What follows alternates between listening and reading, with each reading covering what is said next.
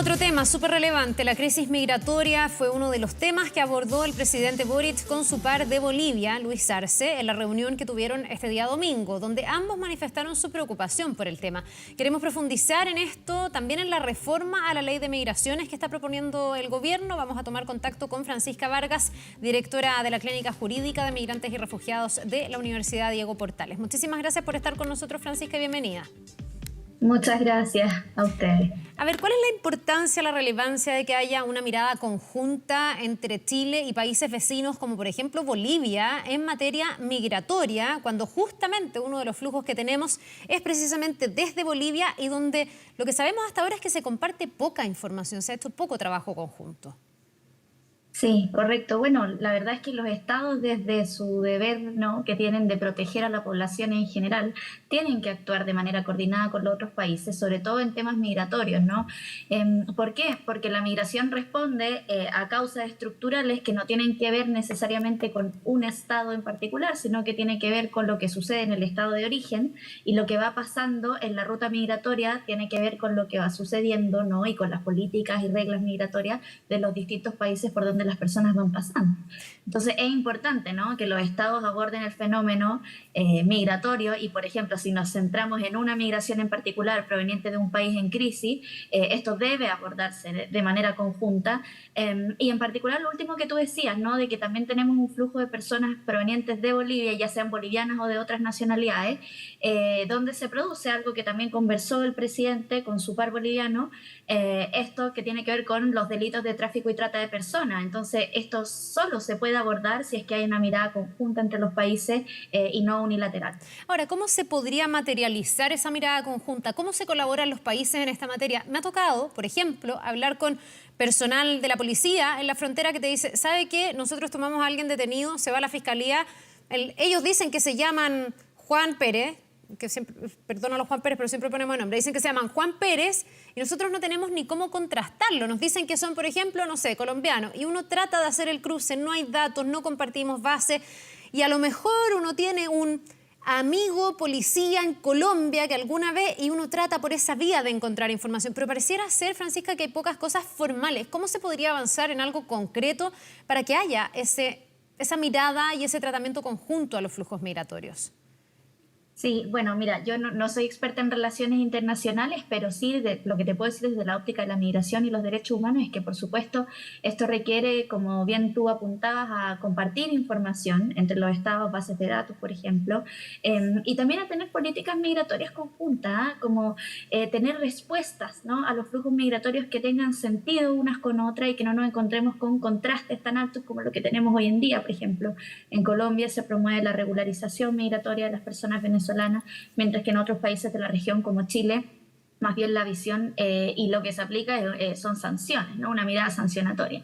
Entonces, en la medida en que se pueden compartir bases de datos e información, ¿no?, relativa a antecedentes penales importantes, que es de lo que estamos hablando, en la medida en que tengamos respuestas conjuntas y coordinadas, en la medida en que existan relaciones diplomáticas adecuadas y que las autoridades de los distintos países puedan dialogar y puedan, digamos, conversar no solo sobre un caso particular, sino que sobre la migración en general. Yo creo que en la medida en que se avance en esos puntos en concreto, podemos avanzar hacia una gobernanza migratoria mucho más adecuada, ¿no?, para enfrentar los problemas que tiene nuestra región de las Américas en el día de hoy. Sí, yo me imagino que el no tener esa mirada conjunta, concreta, de llevarlo a lo cotidiano, digamos, al día a día, conspira y atenta contra los derechos humanos de quienes migran y también contra los derechos de una población que ha visto que toda esta desregulación, todo este desorden ha sido también caldo de cultivo para que pasen otras cosas, no solo el migrante que viene a buscarse una vida mejor, sino otros que vienen a delinquir. Vemos que hay bandas organizadas, por lo tanto esto se ha prestado también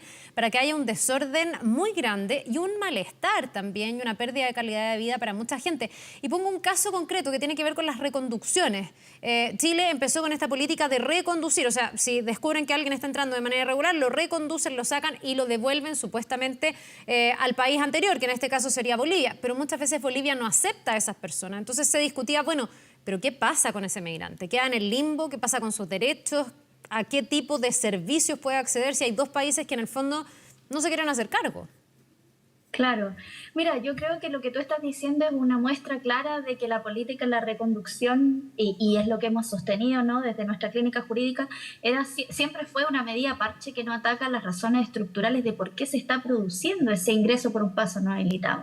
Bien, lo que sostenemos es lo siguiente, cuando tienes altos flujos migratorios y los intentas tapar o cerrar con políticas migratorias restrictivas, el problema que eso tiene es que la migración no se va a detener, porque la migración responde a otras causas, por ejemplo, la crisis en el país de origen, la vulneración de los derechos humanos. Entonces, estas personas van a venir igual, pero con ellas, como tú bien dijiste, también van a estar esperando, ¿no? Las redes de trata y las redes de tráfico de personas, que van a ver, digamos, en este momento, en este espacio, un lugar donde pueden delinquir, donde pueden obtener, donde pueden lucrar, ¿no?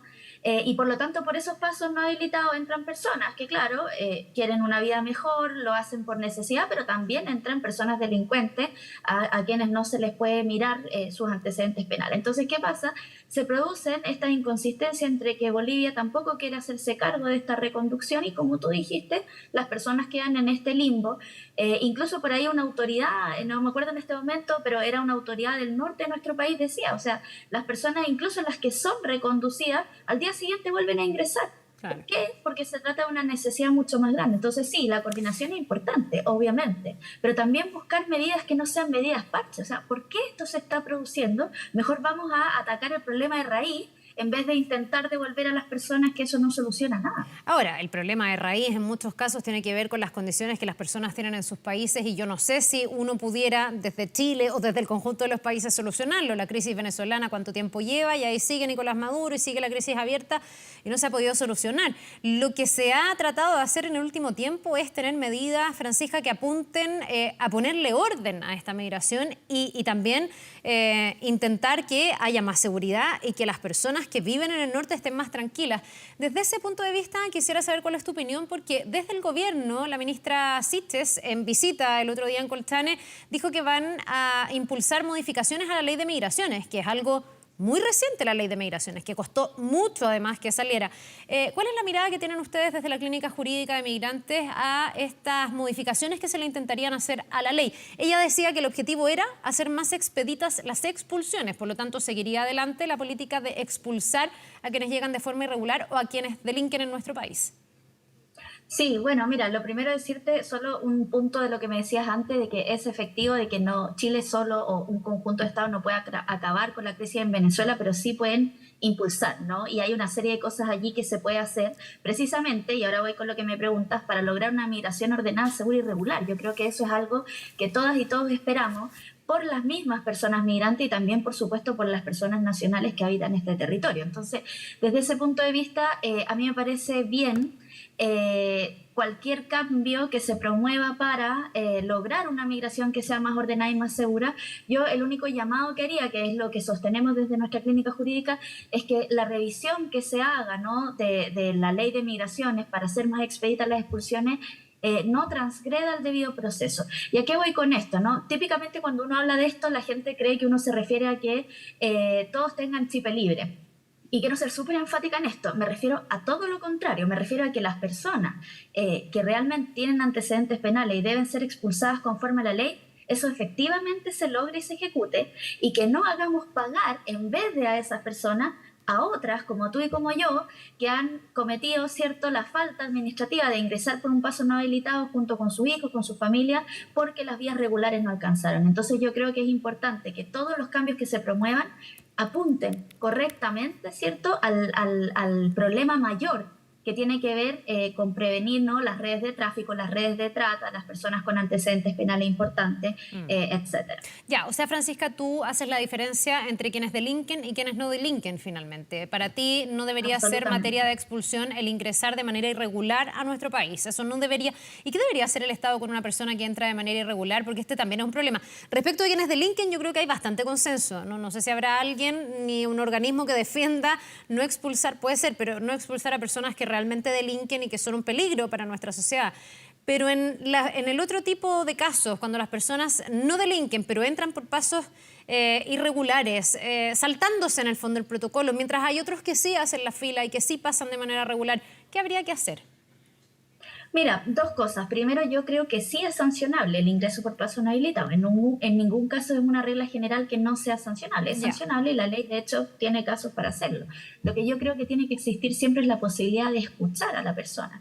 ¿Por qué te lo digo? Porque hoy estamos en un momento donde las visas, por ejemplo, se están demorando un mes de tramitación si es que tú las solicitas desde el exterior. Eso es fantástico, eso es un sistema que funciona adecuadamente. Sin embargo, si yo retrocedo y pienso en el año pasado, en el antepasado y así hacia atrás, las personas que solicitaban visado, la respuesta demoraba 2 años y en el 80, más del 80%, esto está avalado por la cifra, la respuesta era negativa.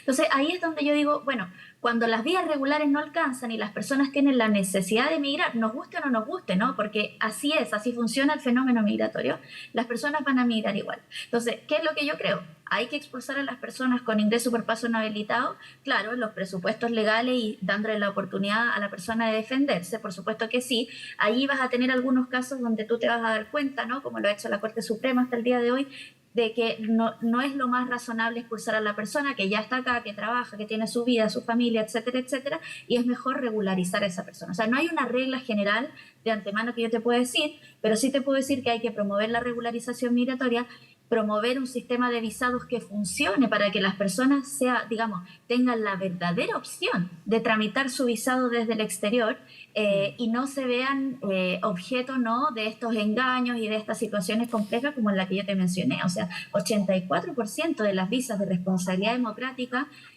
por ejemplo, para nacionales venezolanos, fueron rechazadas. Claro. Entonces eso es un sistema que no funciona. Entonces, si el sistema funciona, todo el resto de las cosas va a funcionar.